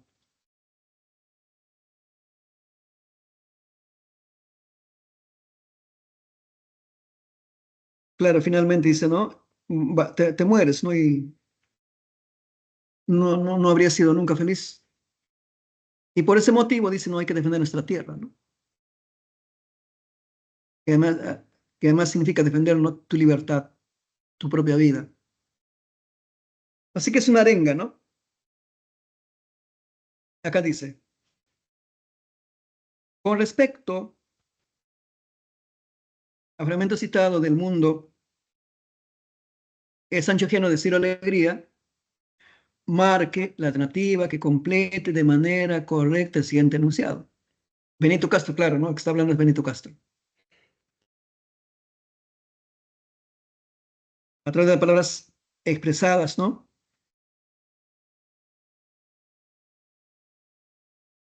Entonces aquí está marcado la clave correcta, la C, ¿no? Exalta la vida en la comunidad como un espacio de bienestar y libertad. Claro, eso es lo que está diciendo, ¿no? Si te vas a otro sitio, ¿no? Vas a trabajar en diferentes lugares, te van a pagar poco y finalmente nunca vas a estar conforme ni feliz, ¿no? Y al final te morirás, ¿no? En cambio, ¿no? Ahora que estás acá en tu pueblo, ¿no? Lucha, defiende a tu pueblo, ¿no? Y que eso también significa, ¿no? El luchar por tu libertad, por vivir mejor. Eso es lo que está diciendo Benito Castro, ¿no? Por eso es la clave, la C. Y entonces, ¿por qué no puede ser pues la A, ¿no? Dice, ¿no? En este fragmento invoca a los comuneros a considerar las ideas y costumbres foráneas. Eso es falso, pues no, o sea, ¿en qué parte acá se está diciendo, no? hay que defender, ¿no?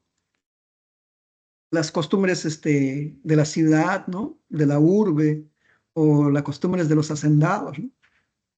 Es un dato falso. B, o sea, ¿por qué no es la B? Benito Castro en ese discurso denuncia la corrupción de las autoridades en favor de los poderosos. O sea, ¿en qué parte está acá la denuncia, ¿no? Contra los gamonales, los poderosos? En ninguna parte. Está hablando, ¿no? De la vida del comunero, ¿no? Del obrero. Por eso la B no es. Y claro, ¿por qué no puede ser la D? Explica cuáles son los factores que sostienen el sistema gamonalista.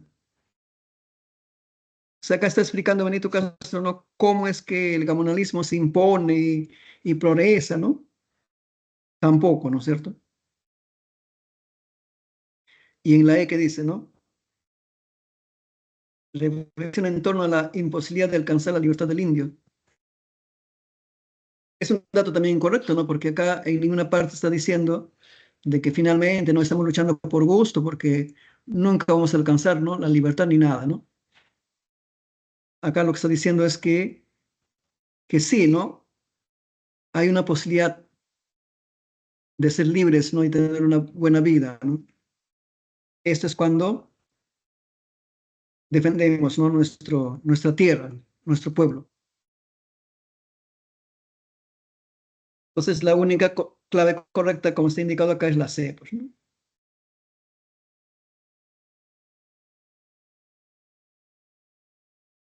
Luego viene la pregunta sobre Arguedas, ¿no? Bueno, vamos a comentar un poco sobre Arguedas, ¿no? José María Arguedas, como ustedes saben, él nació en un pueblito en Andahuaylas, Abancay, y lo interesante en Arguedas es que es una persona que desde niño habla el quechua. Entonces, no, él también pues hablaba castellano, ¿no? O sea, un hecho muy interesante en la biografía de José María Arguedas es que él fue una persona bilingüe, que habla castellano perfecto y que habla también quechua perfecto.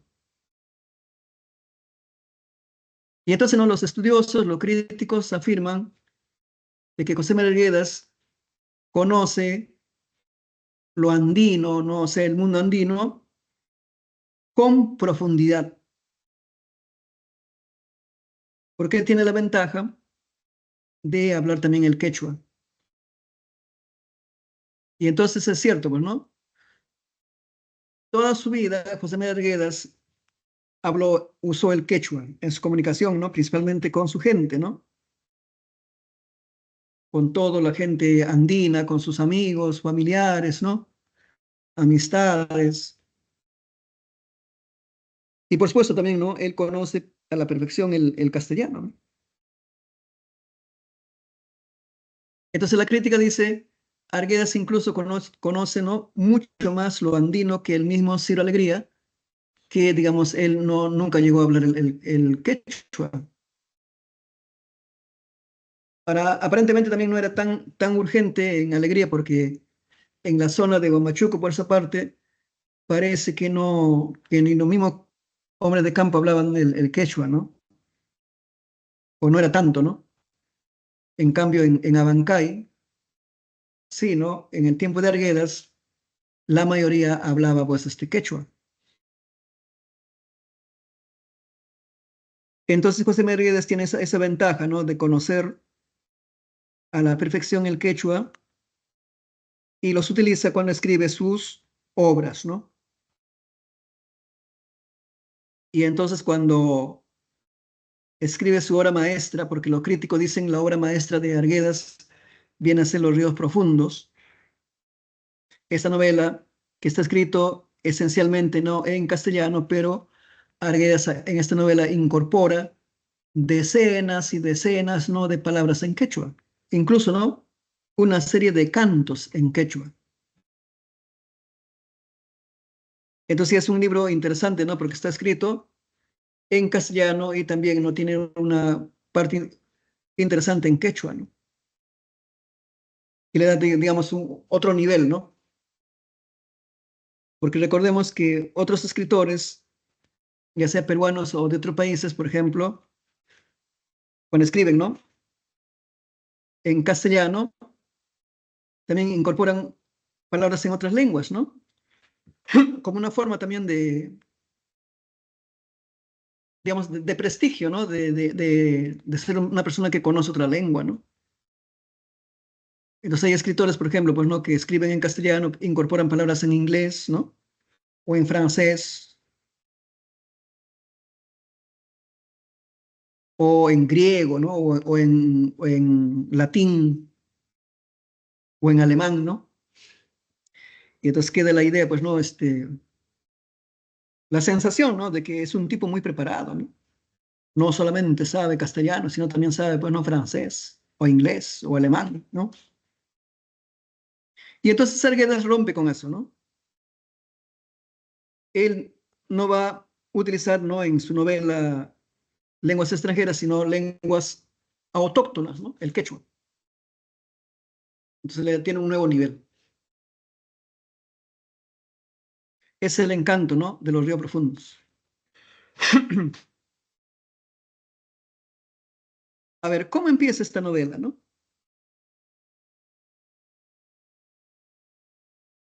Bueno, el que nos cuenta su vida en esta novela de Arguedas, ¿no? Es un adolescente de 14 años que se llama Ernesto.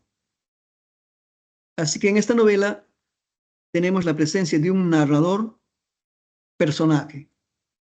O sea, es una narración en primera persona. O sea, Ernesto nos cuenta su vida. En cambio, en El mundo Sánchez Ajeno, el narrador es omnisciente, ¿no? O sea, es una voz, especie de una voz de un Dios que va contando lo que pasa, ¿no? En cambio, acá es una voz de una persona, ¿no? De Ernesto. Esta novela empieza cuando Ernesto nos cuenta, ¿no? De que él perdió a su mamá cuando era muy, muy pequeño, ¿no? Cuando tenía meses o pocos años, dice que murió su mamá y su padre dice que era un abogado, ¿no? Dice al poco tiempo se volvió a juntar, ¿no? Con otra mujer, ¿no? Y esta mujer era una mujer de plata, ¿no? Era hacendada, o sea, tenía su, ¿no? Su familia tenía su hacienda. El papá abogado se juntó, ¿no? Comienza a convivir con una mujer de plata, ¿no? Y entonces Ernesto dice que su padre paraba siempre viajando, ¿no? Como es un abogado, tiene que estar viajando, pues, ¿no? Por su trabajo, ¿no? Por diferentes lugares iba, ¿no? Entonces Ernesto, de pequeñito, casi no vivía con su papá. Más bien se quedaba con su madrastra, ¿no? El problema es, dice, ¿no? Que la madrastra lo odiaba. Entonces, dice, ¿no? Ni bien el papá se marchaba a otra ciudad, y claro, ¿no? El papá durante días estaba ahí en otro lugar, ¿no? Trabajando. Dice la madrastra, lo mandaba al pequeño Ernesto a la cocina con los indios. O sea, la madrastra tenía la idea, ¿no? De que mandarlos a vivir con los indios era como un castigo. Pero Ernesto dice que más bien él era inmensamente feliz con los indios. Claro, ¿no? Estar allí con la madrastra y que también no tenía hermanastros, ¿no? Que eran ya mayores, era terrible, ¿no? Porque lo, lo golpeaban, ¿no? Lo, o sea, lo trataban mal. Así que él dice, ¿no? Estar en la mesa almorzando, ¿no? Junto a mi madrastra y mis hermanastros, pues era terrible, ¿no? Le molestaban, ¿no? En cambio, dice, ¿no? Cuando yo estaba en la cocina con los indios, ellos más bien me atendían, no me daban su cariño. Entonces dice, no, era inmensamente feliz. Y claro, ¿no? Ahí comía, ahí estaba con ellos, ¿no? Sentía el cariño, el afecto y claro, ¿no? ahí habla en quechua con ellos. Dice que así pues había pasado, ¿no? Los primeros años de Ernesto, ¿no? Hasta que ya tiene 14 años y es un adolescente, ¿no? Y entonces dice, pues un día llegó su papá ahí a la casa, ¿no? Que realmente era la casa de la hacendada. Y dice que comenzó, pues, ¿no? Bueno, el papá le dijo, ¿no?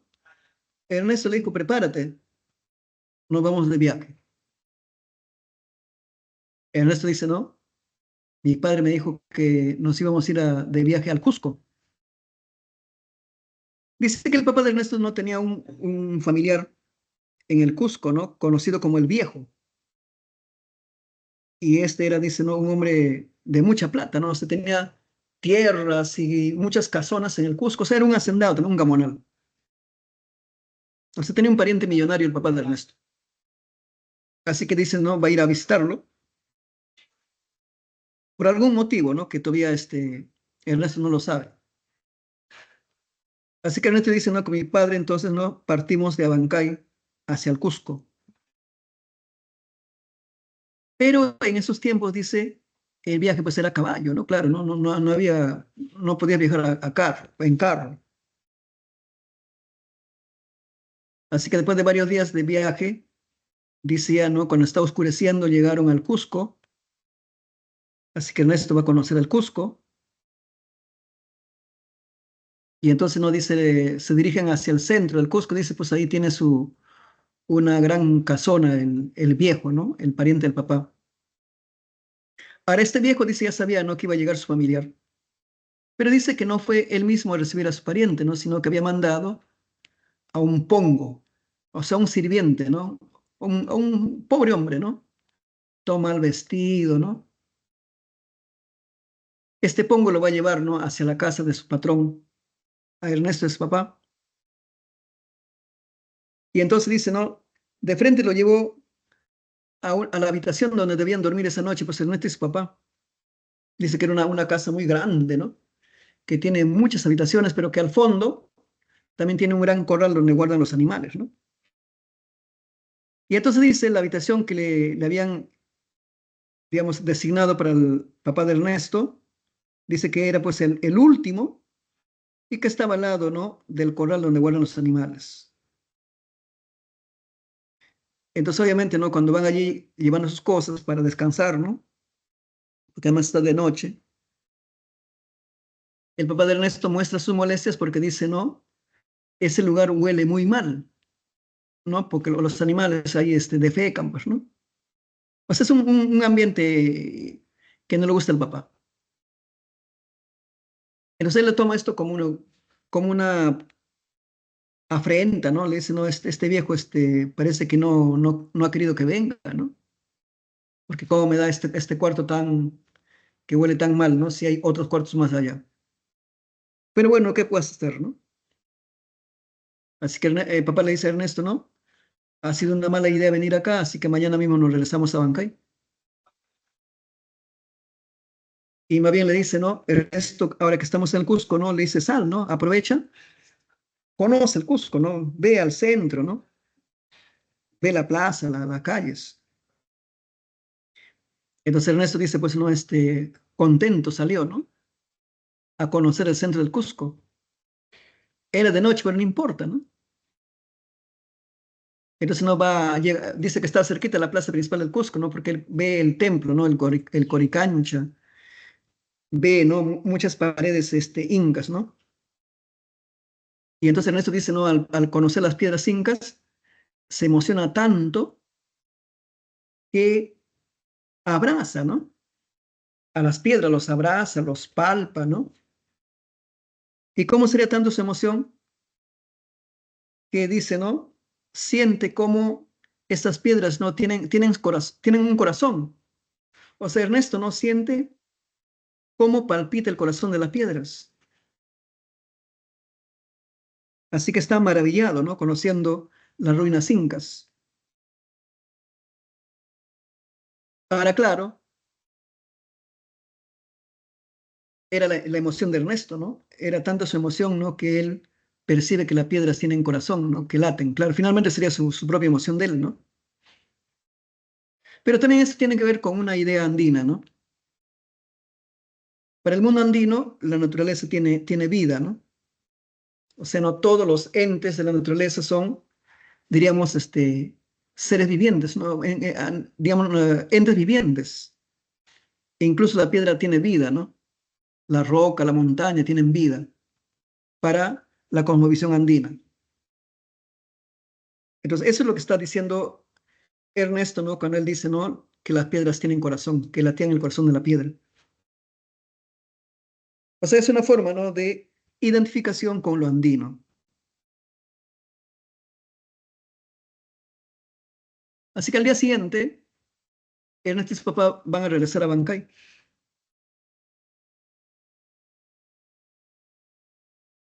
Pero el papá le dice a Ernesto, ¿no? Que no van a volver así directo a Bancay. Le dice, no, vas a acompañarme en un largo viaje, le dice, ¿no? El papá le dice, bueno, no había oportunidad de pasar juntos mucho tiempo, ¿no? Entonces, ahora hay que estar juntos, le dice su papá, ¿no? Bueno, Ernesto obviamente le alegra, ¿no? Estar con su papá y lejos de la madrastra, ¿no? Y entonces no hacen un viaje por varias provincias, ¿no? Del centro. Y entonces dice Ernesto y su papá, del Cusco, ¿no? Se pasaron a Ayacucho, ¿no? A Huamanga, ahí se quedan días, ¿no? Luego sale a Huancavelica, finalmente van a llegar sale a Huancayo, y así, ¿no? Son viajes que duran semanas, ¿no? Varias semanas ahí. Y de Huancayo van a salir hacia Yauyos, ¿no? Que es la sierra de Lima, ¿no? Yauyos. Ahí también se van a quedar varios días, ¿no? En Yauyos. Y luego, finalmente, ¿no? Van a bajar a Ica, ¿no? O sea, a la costa. Entonces, ¿no? ¿Qué significa el viaje, ¿no? De Ernesto por todas estas, ¿no? Estas ciudades andinas, ¿no? Claro, es conocer lo andino. Es una forma de conocer, ¿no? Lo auténtico andino, ¿ya? Lo auténtico andino. O sea, sus costumbres, ¿no? Sus creencias, ¿no? Que claro, son mayormente comunes, ¿no? Y una vez que están ya en Ica, que es la costa, ¿no? El papá le va a decir a su hijo, ya no vas a volver, ¿no? Al pueblito donde has vivido desde que naciste, ¿no? Le dice, vas a quedarte acá te vas a quedar en Abancay, en la ciudad, ¿no? A estudiar, a estudiar. Bueno, a Ernesto no, al principio no le gusta la idea, ¿no? Porque dice, no, a pesar de que él está allá en el pueblito con su madrastra, pero cuando está con los indios es inmensamente feliz, ¿no? A él le gusta estar pues ahí, ¿no? Libre en el campo, ¿no? Porque ahora va a ir a un colegio. Además, no es un colegio internado. O sea, el papá le dice, no, vas a vivir en el colegio, estudiar y vivir en el colegio, ¿no? Le dice, ya, yo voy a pagar todo. Y le dice, no, cada vez que pase por Abancay te voy a visitar. Así que de Ica se van pues a Abancay, ¿no? A la ciudad, y ahí va a empezar la vida, ¿no? La nueva vida de Ernesto en el colegio. Así empieza, ¿no? Los ríos profundos. Bueno, acá preguntan, ¿no? Sobre verdadero o falso, ¿no? Y la clave es la E. Dice, no, acompañado de su papá, Ernesto visita por primera vez la ciudad de Cusco, verdadero, y él les he contado, ¿no? Añuco regala a Ernesto un trompo, eso es falso, ¿no? El, el que lleva el trompo al colegio es, no, Antero. El protagonista suele visitar la comunidad de Patipamba en el Cusco, no, Patipamba está en Abancay. O sea que es un dato falso, ¿no? No es en el Cusco, sino en Abancay. Y al final de la novela, los colonos toman Abancay en un intento de vencer a la peste. Esto es verdadero, ¿no? La novela termina cuando llega una peste, ¿no? O sea, especie de un COVID, donde la gente, ¿no? Se contagia tosiendo, respirando, ¿no? Bien, bien, entonces, acá vamos a terminar mi participación en esta clase de hoy día. Entonces voy a despedirme acá por el chat, ¿no? Me despido hasta la siguiente sesión,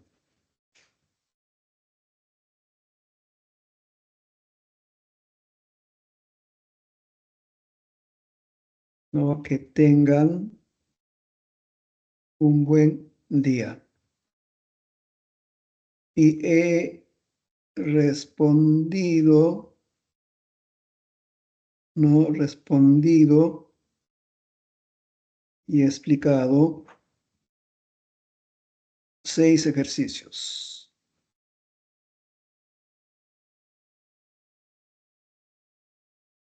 Saludos.